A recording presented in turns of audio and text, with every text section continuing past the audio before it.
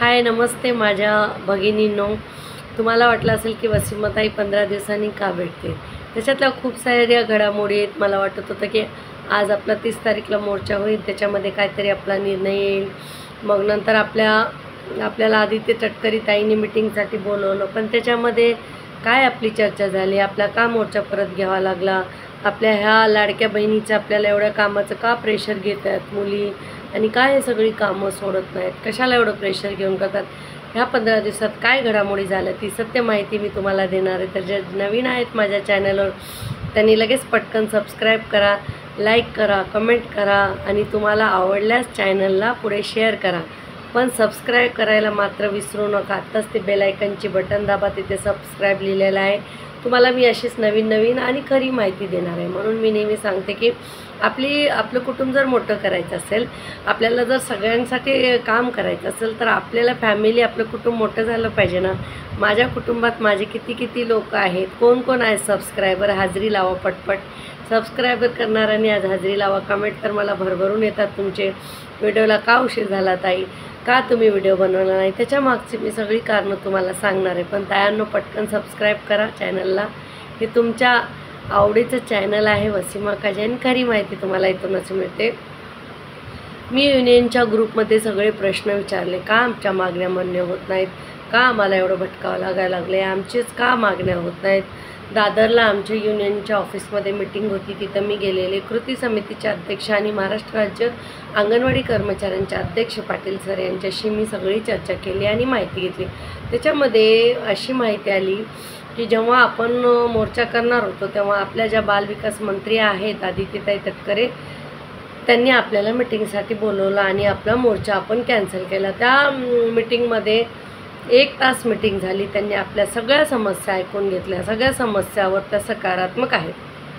पण तायांनो, मी मागच्या व्हिडिओमध्ये पण तुम्हाला सांगितलं होतं आणि मिटिंगमध्ये पण आम्हाला हेच सांगण्यात आलं. एक मराठीमध्ये गावात कहावत आहे, आड्यात नाही तर पवऱ्यात कुठून येणार. ती सत्य कहावत आहे. कारण आता जे बजेट पास झालं, आर्थिक बजेट, त्याच्यामध्ये बाल विकास प्रकल्पासाठी 1 रुपयासुद्धा आपल्याला पास झालेला नाही. तर आपल्याला पैसे कुठून येणार याचा विचार करायचा आहे का नाही आपण? का नुसतं आपण महाराष्ट्र शासनाला दोष देऊन आणि काहीतरी बोलून काय फायदा आहे? जर आड्यातच नाही तर पवऱ्यात कुठून येणार? वरून जर दिल्लीवरून 15 रुपये आले तरी 2 रुपये तरी आपल्या हातात पडतात, पण 15 रुपये काय 0 रुपयेच आले नाही तर कुठून आपल्याला भेटणार? हा तुम्ही पण विचार करा आणि मी पण विचार करते. आणि मी असं नाही की मी युनियनकडून बोलते किंवा ऑफिसकडून बोलते. मी एक तुमची मैत्रीण म्हणून, अंगणवाडी सेविका, तुमची मोठी लहान ताई म्हणूनच नेहमी तुमच्याशी बोलत असते. आता जी मिटिंगमध्ये चर्चा झाली, आदित्यताईंनी सांगितलं की तुम्हाला जे आम्ही तुमच्या सगळ्या मागण्यावर सकारात्मक आहेत आणि आम्ही तुमच्या मागण्या मान्य करण्याचा प्रयत्न करणार आहोत.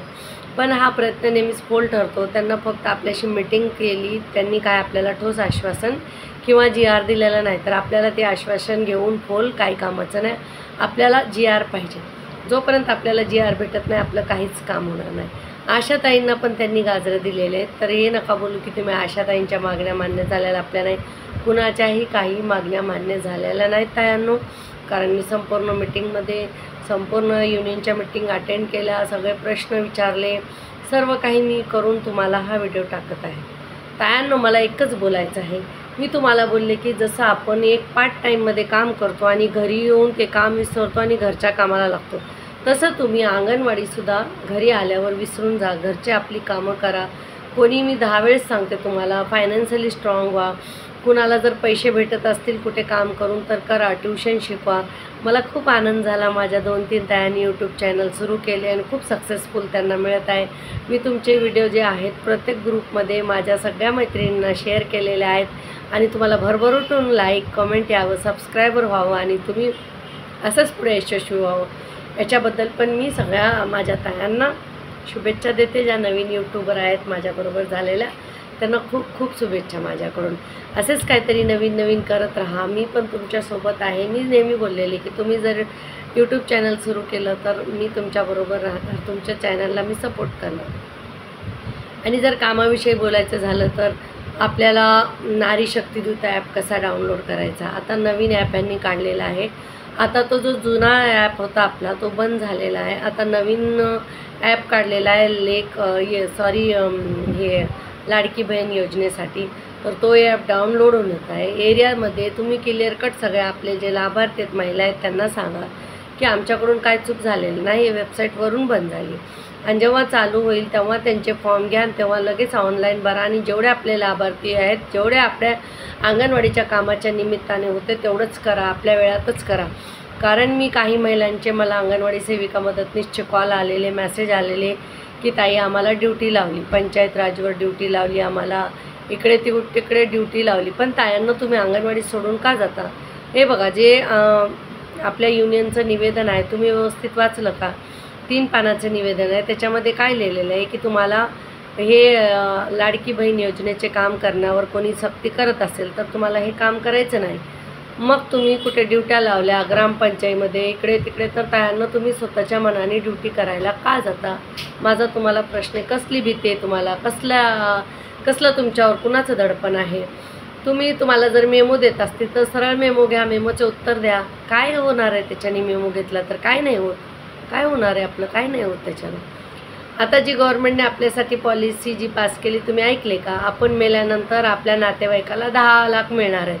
पण ते पण कसे? आपला नॅचरल डेट नाही, आपलं नैसर्गिक मृत्यूवर नाही, तर आपला कुठेतरी ॲक्सिडेंट झाला पाहिजे, कुठेतरी आपल्याला अपघात झाला पाहिजे. किती घाणेरडा विचार आहे हा शासनाचा. याच्यावर मला खूप राग आला. अरे आम्ही जिवंत आहोत, जगतो तोपर्यंत आम्हाला औषध पाण्यासाठी, म्हातारपणासाठी, आमच्या मुलांच्या समोर, आमच्या डोळ्यासमोर आम्ही आमचं काही पैशाचं करू ते आम्हाला दिले पाहिजे.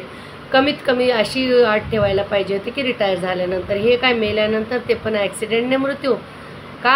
आम्हाला असं आमच्याविषयी असा विचार का करता? हे मला खूप चुकीचं वाटलं त्यांना. त्याच्यावर तुम्हाला काय वाटलं? तुम्ही पण याच्यावर मला कमेंट पाठवा.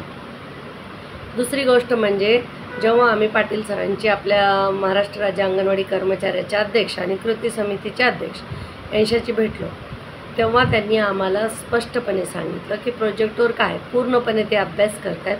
आता आपली जी महाराष्ट्र राज्य अंगणवाडी कर्मचारी संघटना आहे, त्यांनी केस केलेली आहे हायकोर्टात की आमच्या मुलींना शासकीय दर्जा द्या. त्याची सुनावणी होती, पण मीच नव्हते. आणि आपल्याला 8 तास आपण काम करतो हे मी सिद्ध करणार आहे कोर्टात. ते तुम्हाला मी मागच्या व्हिडिओमध्ये सांगितलं. आता पुढे जी तारीख येणार आहे त्याच्यामध्ये मी कोर्टात जाणार आहे. मी सगळं पाठ केलेलं आहे, सगळं वाचन केलेलं आहे आणि 25 वर्ष ह्या फील्डमध्ये काम केल्यामुळे सगळीच माहिती आहे मला. तर त्याच्यामध्ये मला काय घाबरायची आणि काही दुसरे कामं करायची गरज नाही.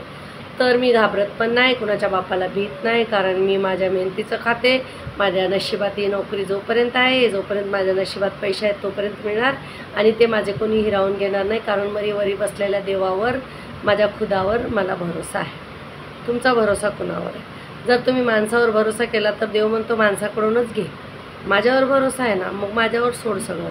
देवाला जाऊन पूजायचं, देवापुढे नतमस्तक व्हायचं आणि बाहेर येऊन माणसाला मागायचं. मग तुम्ही देवाकडे जाता कशाला? माझा प्रश्न आहे. मी काय चुकीचं बोलते? आपण आपल्यामध्ये जी समाजसेवा करण्याची भावना आलेली आहे तायांनो, त्याच्यामधून आपण रस्त्याने चालत असलो तरी आपण लोकांना सल्ले देतो, तायांनो असं करा तसं करा. जर लहान मूल रडत दिसलं तर तुम्ही जाणार का सोडून? तिथे सल्ले देणार? कोणती जोखमीची गरोदर माता असली तिला सोडून जाणार का? जुळ्या मुलं असली, रडत असली, कोणी सोडून जाणार का? नाही ना. आपण त्यांना सेवा देतोच. तर एक लाडकी बहीण योजना जर आली आणि आपण त्याच्यासाठी सेवा दिली, आपल्या एरियातल्या महिलांना जर 2 पैसे भेटले तर त्याचे आशीर्वाद आधी आपल्याला लागणार. कारण ते काय बोलणार, आमच्या अंगणवाडी ताईने करून दिले, नंतर शासनाचं नाव घेणार. हे ताईंनो लक्षात ठेवा. पण कामाचं बर्डन घ्यायचं नाही, स्वतःचा जीव धोक्यात घालायचं नाही. ऑनलाईन 5-5 तास काम करत असताना पाणी पिणे हे सगळं विसरून जायचं नाही, जेवायचं विसरून जायचं नाही, औषध गोळ्या वेळेवर घ्या. आता 40च्या नंतर ब्लड प्रेशर हाय होणे, डायबिटीज, बरीचशी रोग आपल्याला होत असतात. तर त्याच्यामध्ये तुम्ही तायांनो आपली स्वतःची काळजी घ्या. मी नेहमीच म्हणते. आणि एकतर फायनान्शियली स्ट्रॉंग व्हा. आज तुम्हाला मी एक महत्त्वाची माहिती देणार आहे. कारण एका अंगणवाडी ताईचा माझा फोन आला होता. ती रिटायर झाली, ती आपल्या मुलाकडे राहते आणि तिच्या मुलाने रिटायर झाल्यावर तिला सांभाळलं नाही. त्या बिचारीने मुलाचं शिक्षण केलं, मुलांना वाढवलं, पोसलं, मुलीचं लग्न केलं आणि शेवटी तिला मुलांनी घराबाहेर काढलं. ही खूप वाईट परिस्थिती आहे. म्हणून जोपर्यंत आपण जीवन आहोत, जगत आहोत, तोपर्यंत आपली कोणतीही प्रॉपर्टी मुलांच्या किंवा लेकीच्या किंवा कुणाच्या सुनांच्या मुलाच्या नावावर करायची नाही, आपल्याच नावावर ठेवायची. कारण ती प्रॉपर्टी असली तर ते लोक आपली सेवा करणार. ज्यांच्याकडे प्रॉपर्टी नाही त्यांनी प्रॉपर्टी बनवायचा प्रयत्न करा आणि आपल्याच नावावर सगळी प्रॉपर्टी ठेवा. कुणाला मग आपल्याला काय घाबरायची गरज नाही. ठीक आहे, आपली मुलं आहेत, आपल्याला त्यांच्याविषयी प्रेम आहे, पण त्यांना नको का प्रेम? हे बघा, एक जर आपण समजलं ना की लहानपणी जी मुलं असतात ना आपली, त्यांना वाढवायची, त्यांची आपल्याला सेवा करायची, बाळ रडलं दूध द्यायची, बाळ झोपलं का त्याला झोपी घालायचं, त्याला आंघोळ घालायची, त्याला जेवण घालायची, त्याची सू करायची. तसंच म्हातारपणी होत असतं. जे आपण लहानपणी आपल्या मुलांसाठी केलं तेच म्हातारपणी आपल्या मुलांनी आपल्यासाठी करायचं आहे. पण आजकालची मुलं सू तर काय, दुसरं जेवायची राहण्याची सुद्धा सोय आईवडिलाची करत नाहीत. मग असल्या मुलांवर कशासाठी आपण एवढा भरोसा ठेवायचा?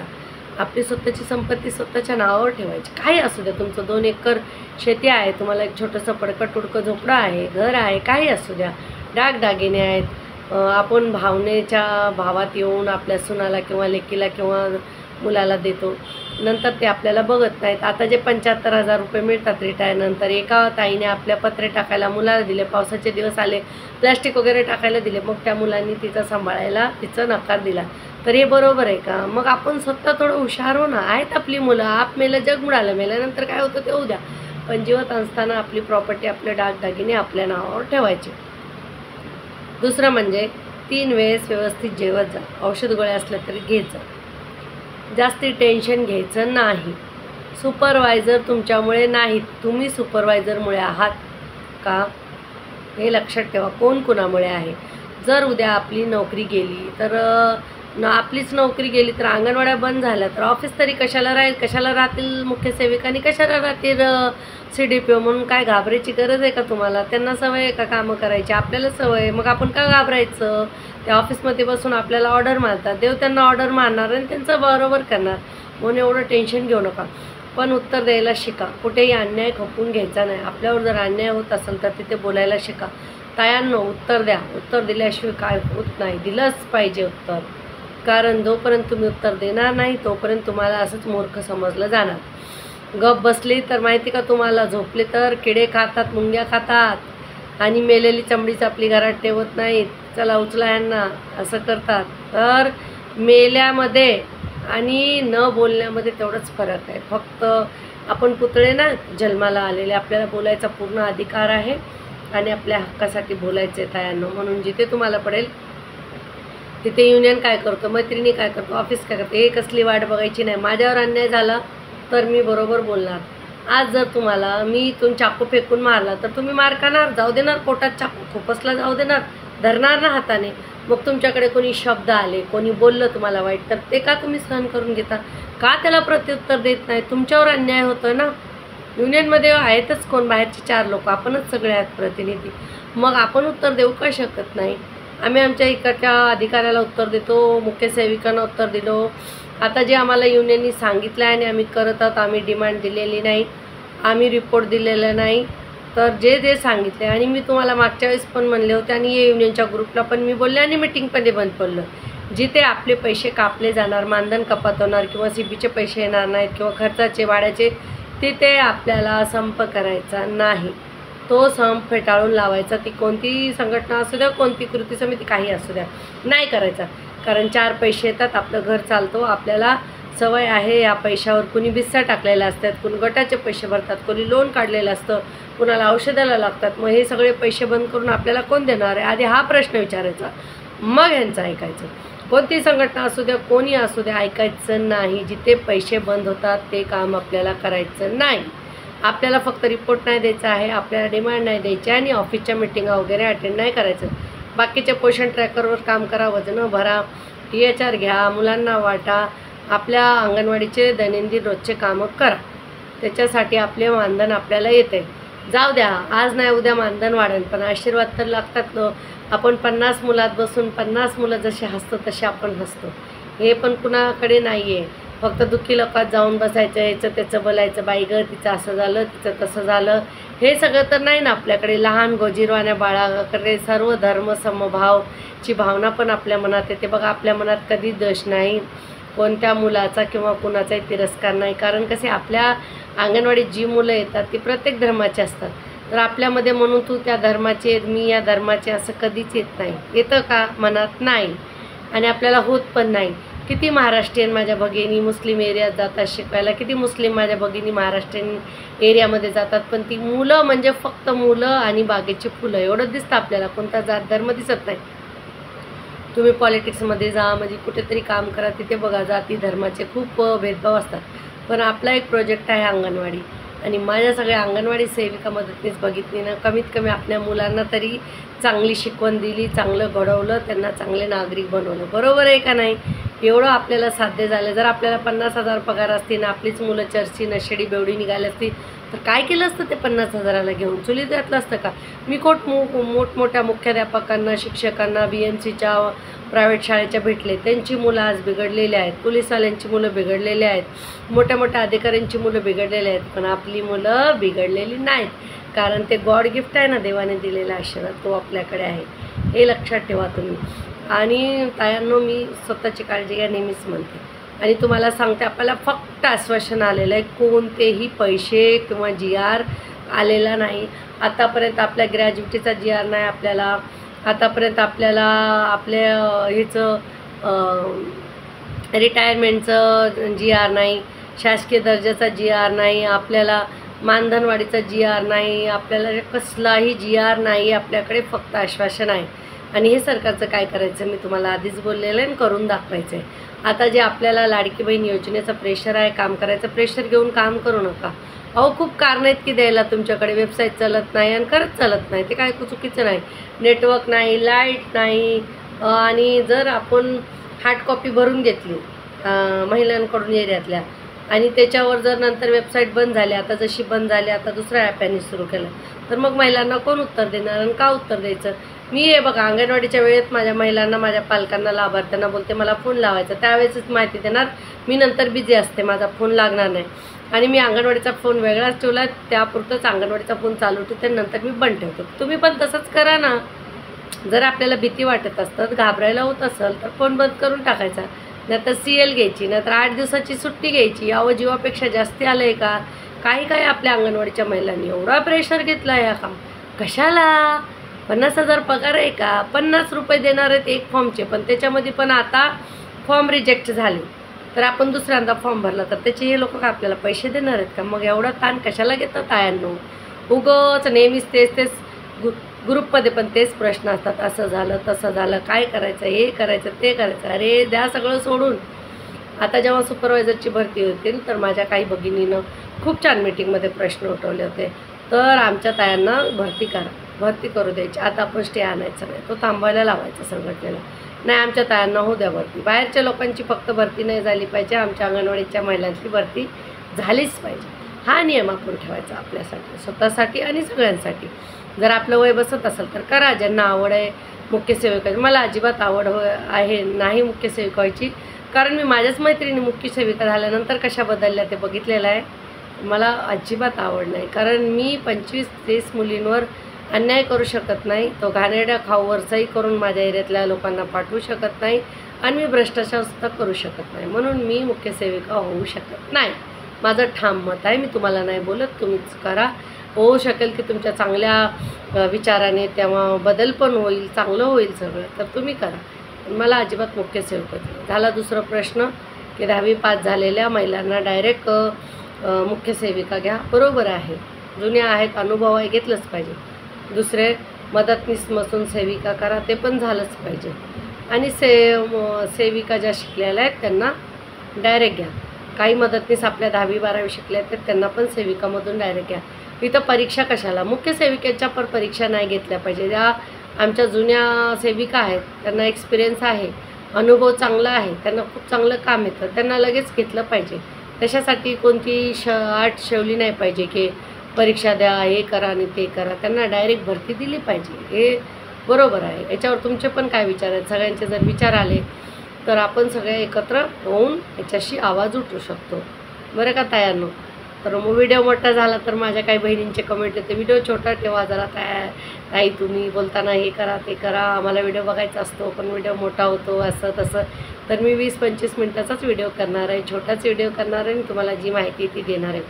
तर तायांनो, आज माझ्याकडे माझ्या चॅनलवर एवढीच माहिती आहे आणि हे सत्य माहिती आहे. युनियनविषयी बोलले, ऑफिसविषयी बोलले, काय बघा ऑफिसच्या मुख्यसेविका पण त्यांची पण मजबुरी असते, एवढं प्रेशर देत नाही. तुम्ही जर त्यांना बोलले की आम्ही नाही देणार तर त्या गप्प बसतात, पण आम्हालाच उठून जायचे. प्रत्येक एक बीटमध्ये 1-2 असतात बघा. मी नेहमी म्हणते की गुलाबी पोस्टमॅन पिवळे पिऊन असतात आणि ते जाऊन कारभार करतात, त्याच्यासाठी दुसऱ्यांचं पण वाटलं होतं. त्यांना आळा घाला, त्यांना थांबवा, ते आपल्यामधलेच आहेत. आणि सुपरवायझरला तुम्ही नाही म्हणलं तर तुमच्या डोक्यात काही ती दगड घालत नाही. काही आता जर अफवा उडायला लागल्यात की सेविकाने पैसे घेतले फॉर्म भरायचे वगैरे, तिच्या ड्युटीच्या नंतर तिला कुठेतरी बसवत असतील कोणी नेता मंडळी आणि पैसे देत असतील तर काय वाईट आहे? 4 पैसे कमवलं तर काय जातं तुमच्या लोकांचं? त्याच्यासाठी एवढी न्यूज कशाला? तुम्ही किती मोठे मोठे भ्रष्टाचार करतात, मोठे मोठे खाऊन बसलात खोकेच्या खोके, त्याचं काय? त्याचं नाही का काही?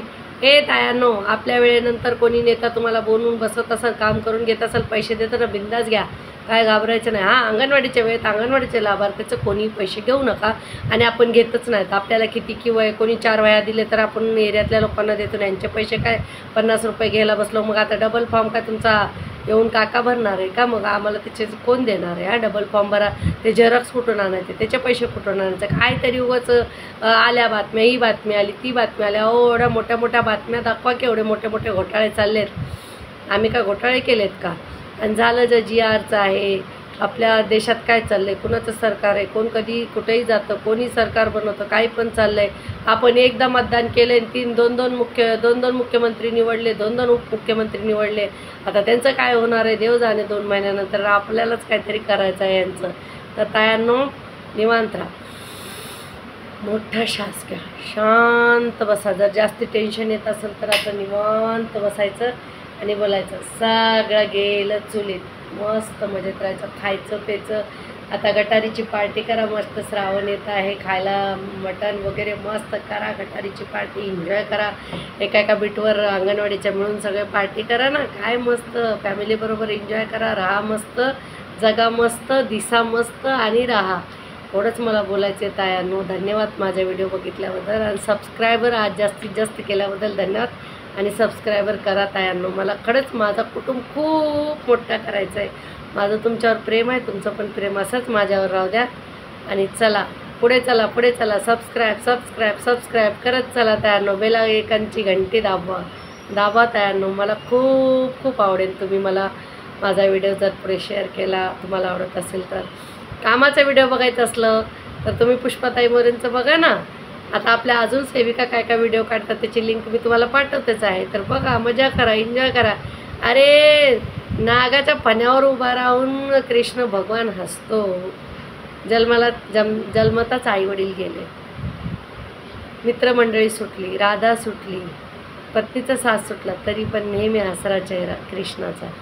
हसत राहा, चांगलंच होतं. शेवटी चांगलं झालं, देव झाला. हसणारे देव होतात आणि रडणारे राक्षस असतात, दानव असतात. आपण तर मानव आहेत ना, कशाला मग टेन्शन. चला तायांनो, बाय बाय, धन्यवाद सगळ्यांना. माझा साष्टांग नमस्कार. मज्जा करा, व्यवस्थित राहा आणि माझे व्हिडिओ बघत राहा, पुढे पुढे पाठवत राहा, मला आनंद होईल. सबस्क्राईब करा.